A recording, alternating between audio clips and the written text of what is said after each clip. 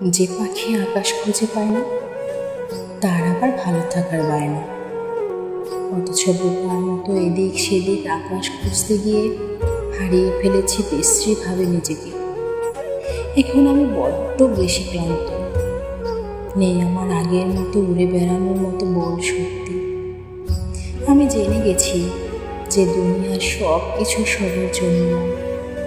আমি বুঝতে পারি যে যা কিছু পেলে সব সুন্দর দেখা কিংবা ভালো লাগে সেটা আসলে মিথ্যে। না পাওয়া সব কিছু দূর থেকে সুন্দর ও আকর্ষণীয়। আমার কারোর প্রতি কোনো অভিমান কিংবা অভিযোগ নেই।